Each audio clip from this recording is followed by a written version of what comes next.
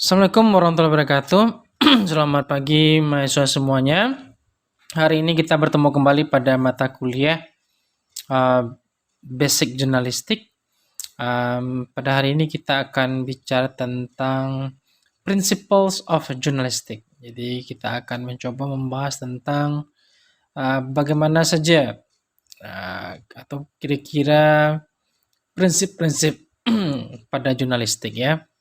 Oke, semoga rekan semuanya masih berada dalam keadaan sehat walafiat dan mampu untuk belajar dengan baik ya. Oke, kita masuk kepada pelajarannya. Jadi, kalau kita melihat pada slide yang tertera bahwasanya ada 9 element of journalism principle. Jadi ada 9 unsur ya dari prinsip-prinsip jurnalistik itu sendiri. Yang pertama itu adalah obligation is on truth. Artinya apa itu? Berpegang teguh pada kebenaran. Jadi tolak ukur dari seorang wartawan atau jurnalistik itu adalah kebenaran. Jadi yang kita sampaikan itu adalah kebenaran. Nah, itu sebenarnya yang ruang lingkup dari jurnalistik itu atau jurnalisme itu. Seorang wartawan itu wajib dia menceritakan kebenaran. Tetapi seringkali kalau kita melihat ada berbagai macam apa ya, ada yang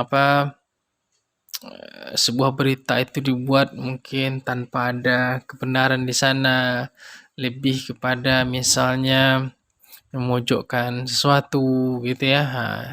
Itu terlepas dari ya medianya itu sendiri. Ya, apakah media itu sendiri sudah terlibat dia dengan perpolitikan atau sebagainya? Nah, itulah nanti akan mempengaruhi truth itu sendiri. Tapi sebenarnya kalau kita mengkaji dari dunia jurnalistiknya sendiri, bahwasanya prinsip mendasar dari sebuah jurnalistik itu adalah kebenaran. Jadi sebuah berita itu dibuat dengan adanya data yang benar ya. Benar untuk dikatakan dan benar untuk disampaikan seperti itu. Itu dasarnya. Yang kedua, journalism loyalty is to citizen. Nah, nih. Jadi kalau kita melihat bahwasanya wartawan itu dia sebenarnya menyuarakan suara rakyat ya. Warga negara itu sebenarnya. Dia bukan menyuarakan suara dari pemerintah gitu sebenarnya. Kenapa suara rakyat yang dipilih bukan suara pemerintah? Karena dari masyarakat kecil inilah nanti bisa suatu aturan, suatu peraturan, suatu kebijakan akan muncul oleh pihak pemerintah. Nah, itu sebabnya wartawan ini sungguh sangat dibutuhkan sehingga kemaslahatan masyarakat, kesejahteraan masyarakat itu dapat muncul, atau didapatkan oleh masyarakat sendiri. Nah, kalau kita pemerintah tidak tahu informasinya, itulah mereka bisa nanti misalnya mereka mendapatkan informasi dari koran, TV, radio sebagainya, itulah dia. Jadi seorang wartawan itu dia sebenarnya kalau kita lihat dia harus menceritakan yang ada kondisi real di masyarakatnya itu. Jadi yang dia bela itu sebenarnya adalah masyarakat. Nah, kalau misalnya ada wartawan yang membela misalnya pemerintah, itu bagaimana? Itu lain lagi ya. Kita lihat lagi kasus per kasus seperti itu. Ya, seringkali juga masyarakat ada juga melakukan kesalahan misalnya seperti rasis gitu ya ataupun melakukan berita-berita bohong. Nah, tentu saja pihak pemerintah itu akan memberikan aksi atau reaksi terhadap apa yang disampaikan. Tapi intinya masyarakatlah yang menjadi tolak ukur utama dari sebuah jurnalisme itu sendiri. Yang kedua, yang ketiga, verification disiplin. Nah, jadi disiplin itu penting ya, disiplin. Disiplin kita sebagai seorang wartawan, disiplin dalam jurnalistik itu seperti apa dia. Nah, itu penting kalau kita dalam bekerja, bagaimana etika kita. Misalnya disiplin kita misalnya membawa kartu nama gitu ya, alat gitu ya. Disiplin misalnya dalam ya membawa kendaraan, nah, itu penting juga ya. Seringkali kita misalnya Mungkin ada yang mendengar bahwasanya ada wartawan tuh yang kecelakaan, bahkan hingga meninggal dia untuk mencari berita. Itu karena dia tidak disiplin ya, kurang disiplin dia kadang-kadang dalam bekerja. Mungkin ada faktor yang apa, ya terlepas itu dari takdirnya, mungkin ada yang mungkin buru-buru kah, atau tidak membawa alat apa, keselamatan kah. Jadi, eee disiplin itu penting. Nah, disiplin dalam mematuhi aturan-aturan pemberitaan ya, jangan lari dia dengan pemberitaan kita. Nah, karena kalau dia lari dia dengan pakem suatu apa, suatu koran, suatu TV, ya nanti dia berita kita bisa saja nanti dia akan dirombak ya, atau enggak bahkan tidak diterbitkan. Karena tidak disiplin kita dalam membuatnya. Dan juga nanti berita itu dia punya pakem sendiri dia, tata penulisan sendiri. Dalam misalnya kalau kita misalnya menulis di sebuah media Kompas gitu, dia memiliki disiplin sendiri dalam istilah-istilah yang dipakai. Ya, itu yang harus kita pahami ya. Nah, disiplin dalam bekerja, disiplin dalam diri kita sendiri, dan disiplin dalam menerapkan etika-etika jurnalistik seperti itu. Selanjutnya, nomor 4, jurnalis must remain independent. Nah, ini artinya jurnalis wartawan itu seharusnya dia independen. Independen itu artinya imparsial, tidak memihak ke kubu manapun ya. Tapi hal ini sungguh kadang-kadang agak kesulitan ya. Seringkali kita akan terbawa dengan emosi, terbawa dengan konteks. Akibatnya independensi di sana itu akan agak seringkali bermasalah walaupun kita menyatakan kita independen, tidak memihak, tapi coba saja kita lihat. Seringkali sekarang ada juga jurnalis itu yang memburukkan ini, gitu juga yang memberitakan berita bohong yang tidak jelas gitu ya. Jadi kadang-kadang itulah yang sering terjadi, pergolakan seperti itu. Tapi intinya seharusnya sebagai seorang jurnalis dia harus independen, berdiri sendiri ya. Tidak bisa dia diatur oleh pihak manapun dalam proses pembuatan berita. Itu seharusnya seperti itu. Ya, walaupun sulit, ya itulah sebenarnya yang harus dilaksanakan oleh seorang jurnalis ya. Yang kelima, jurnalis act as observers nih. Jadi jurnalis itu sebenarnya dia sedang ketika dia menulis sebuah berita, dia sebenarnya menyampaikan bahwasanya inilah kondisi dari keadaan. Nah, gitu ya. Jadi dia tidak lebih seperti observer. Nah, dia bukan orang yang membuat decision maker, bukan, membuat keputusan bukan. Dia hanya observer levelnya jurnalis itu. Tukang amat, pengamat lah dia ya. Ini yang dilihatnya, sampaikannya, ini yang diceritakannya gitu ya. Jadi itu observer levelnya. Lebih dia nanti mengamati apa yang nampak ya. Mau yang sedih atau yang bahagia, mana yang kotor atau yang bersih, itulah di semuanya akan dia sampaikan dalam beritanya. Observe dia, mengamati levelnya.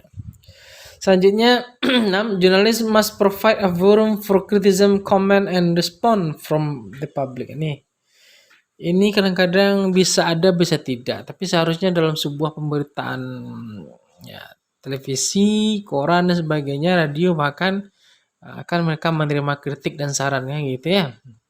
Jadi sebuah jurnalisme itu dia wajib menyediakan kolom atau dia menyediakan suatu tempat pelayanan atas kritik, komen, dan respon terhadap apa yang mereka publikasikan, yang mereka tampilkan atau terbitkan ya. Jadi itulah dia. Walaupun nanti kritiknya negatif atau positif, ya itulah namanya kritik ya.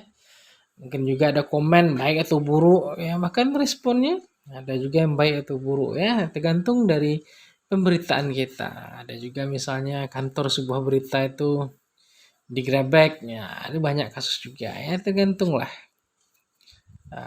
Kalau kita lihat dari masa ke masa ya. Oke.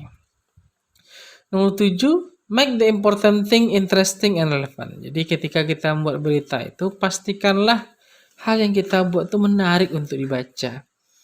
Nah, jadi ketika kita nanti selesai dalam menulis berita, cobalah kita baca berita kita sendiri. Kita dulu yang merasakan, apakah kita tertarik nak untuk membacanya. Kalaulah kita sendiri tidak tertarik untuk membacanya, apalagi orang.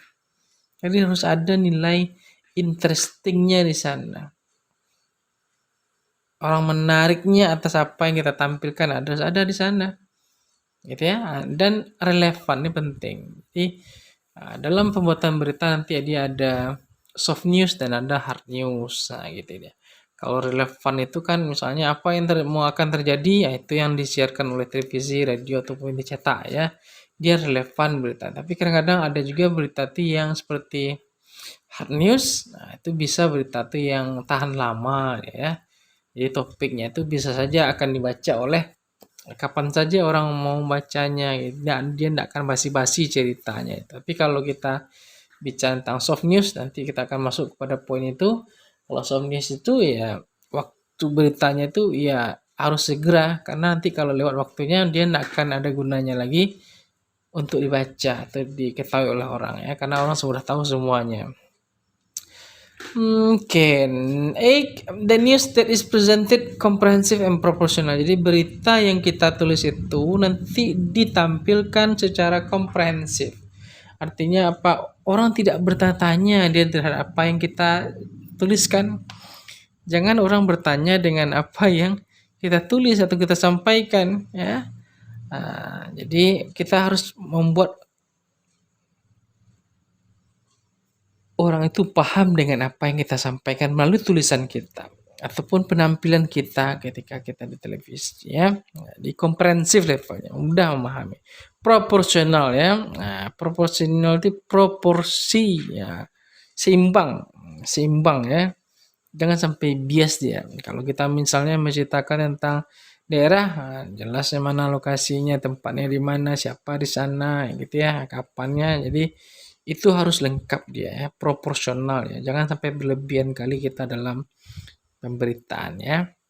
Nomor 9, following a conscience, ethic, moral, and standard values. Jadi ikutilah aturan-aturan yang sudah baku di dalam proses jurnalisnya. Seperti etika atau etik itu penting dalam jurnalis.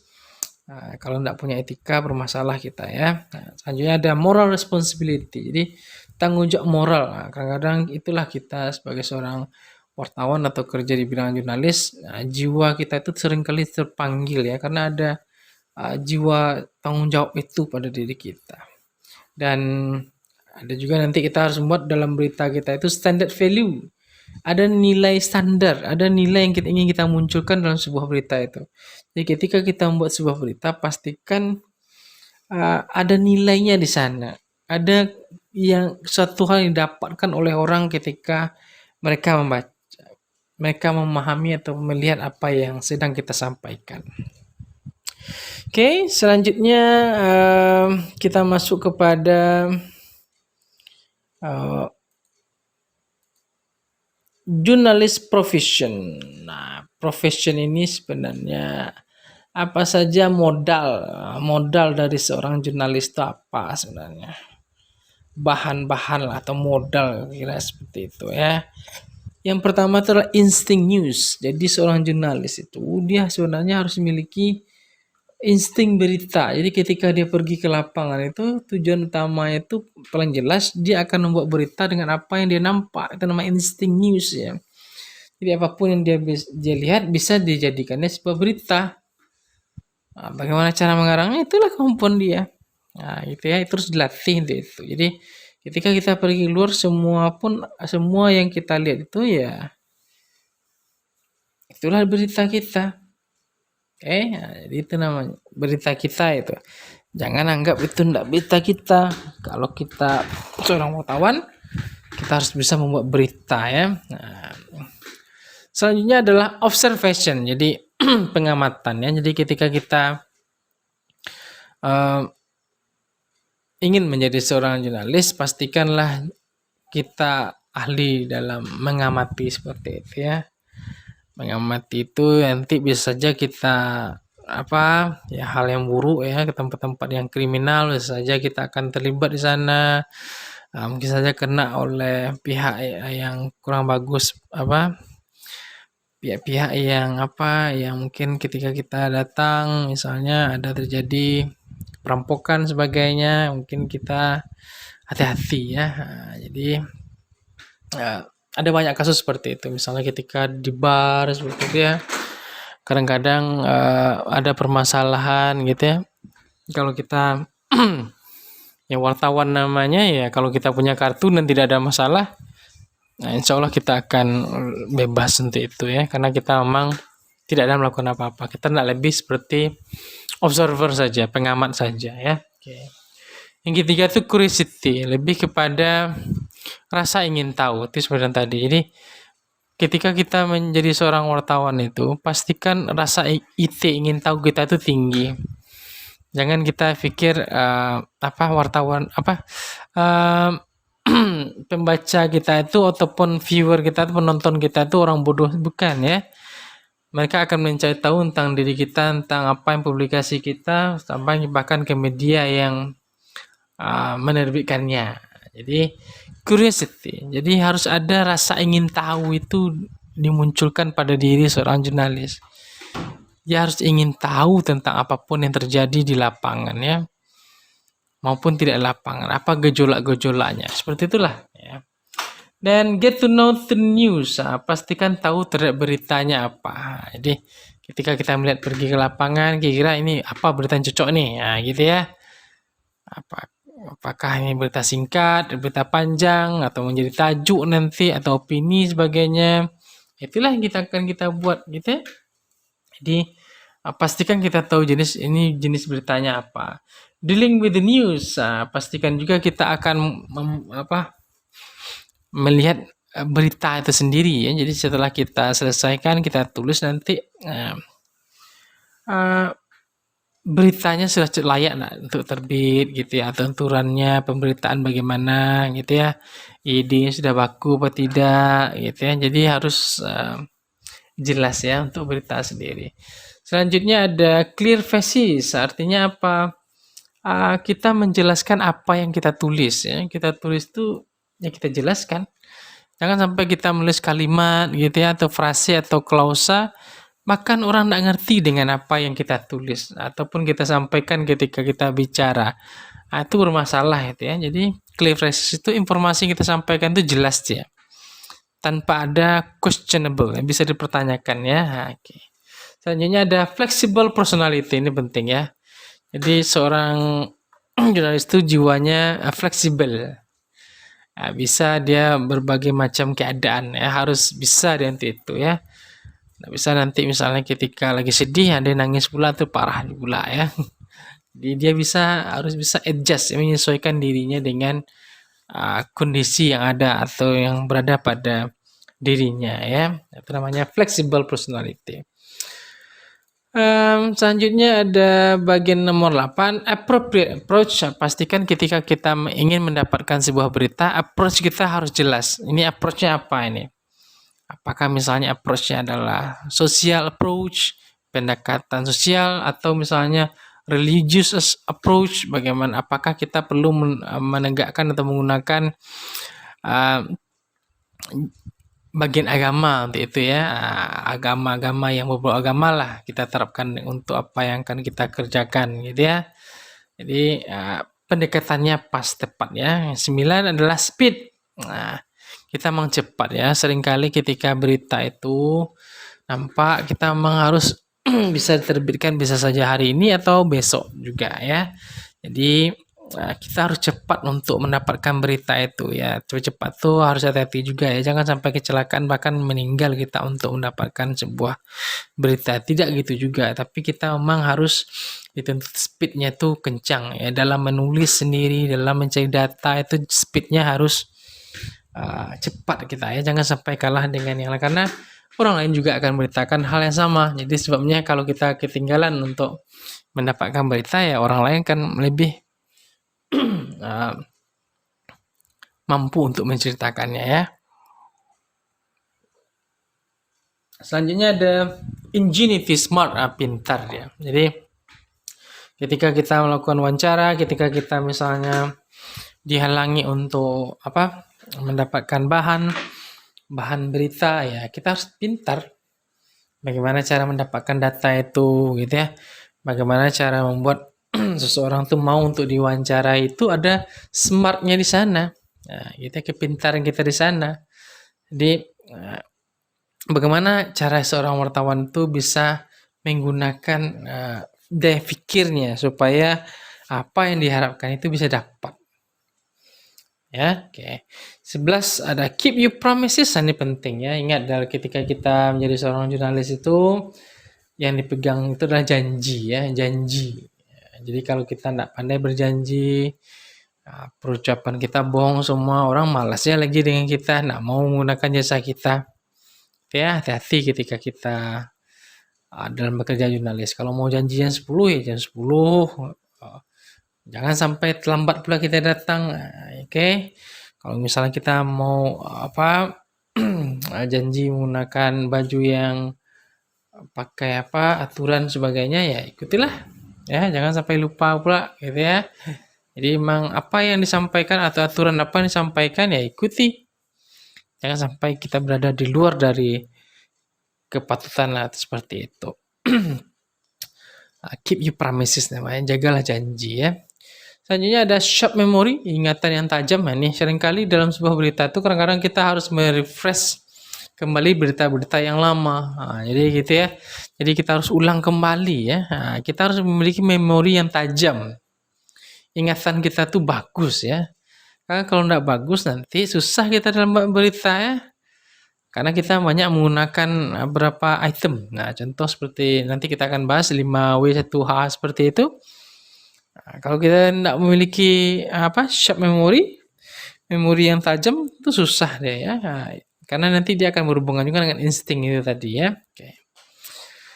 Selanjutnya ada books of notes, nih penting. Jadi ketika kita ke lapangan nanti pastikanlah kita bawa catatan ya, buku-buku, karena kita akan mencatat.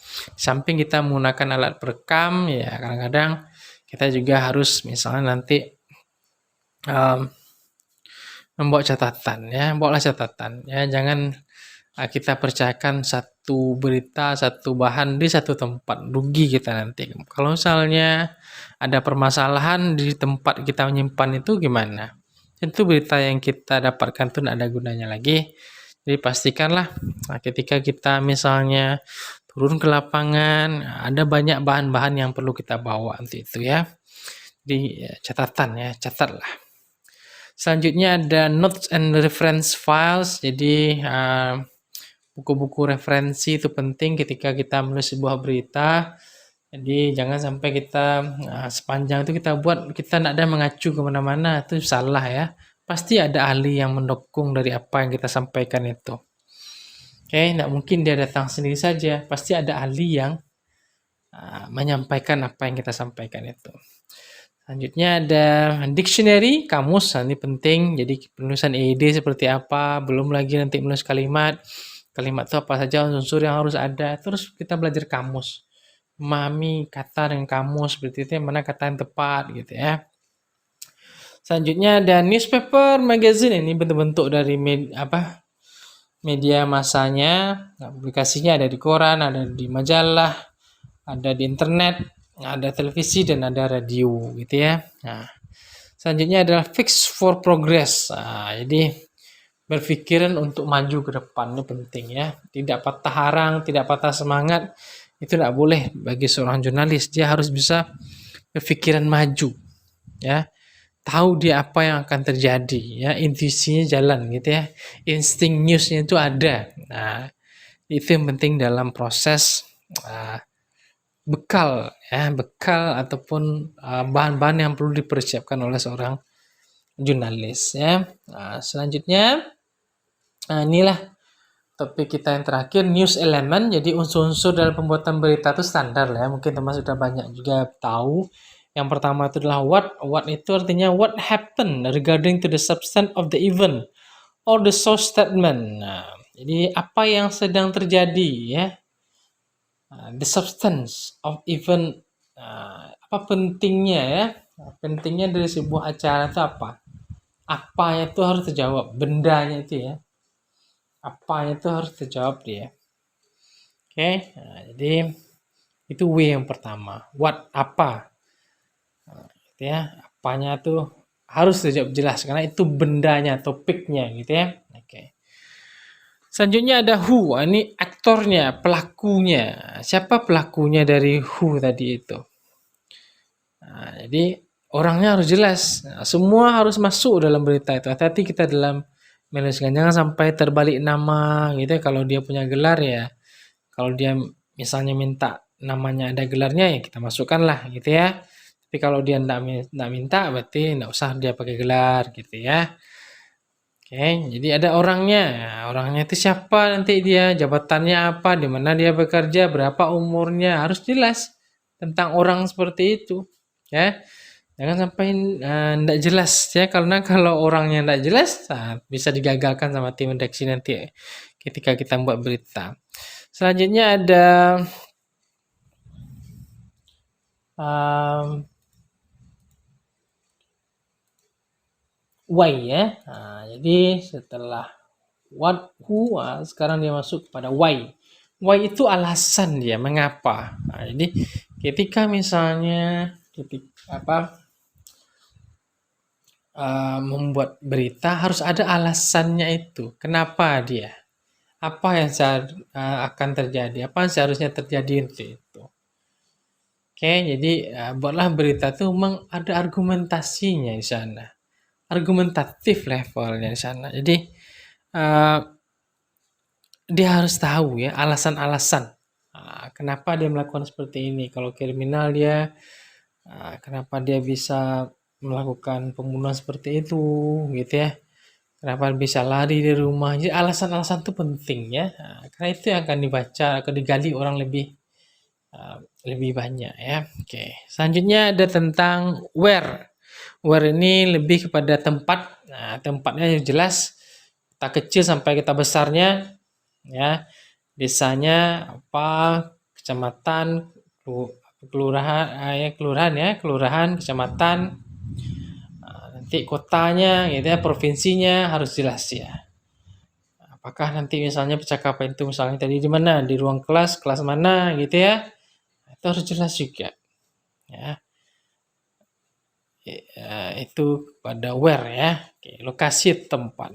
Selanjutnya ada when. Nah, when ini lebih kepada waktu, timing ya. Jadi dengan waktu itu harus jelas juga sama ya. Nah, misalnya ketika kita nanti misalnya janji seperti tadi, janjinya 10 ya jam 10 lah datang gitu ya. Kalau kita janjinya sampai jam 11 ya sampai jam 11. Nah, itulah yang namanya disiplin tadi. Nah, tapi kita harus juga menjawab yang when-nya itu kapan itu harus jelas ya. Nah, apalagi kalau kita nanti bertemu pejabat kan. Jadi pastikan waktu kita itu jelas. Nah, kapan mulainya, kapan selesainya itu harus jelas ya. Selanjutnya ada yang terakhir itu adalah how, bagaimana caranya, prosesnya gitu ya. Ini yang agak panjang sedikit, bagaimana prosesnya kah atau alurnya kah nanti itu ya, jalan ceritanya seperti apa, itu nanti akan kita bahas dalam pembuatan berita ya, how caranya itu ya. Oke. Oke, kira-kira itu saja topik kita untuk hari ini. See you. Assalamualaikum warahmatullahi wabarakatuh.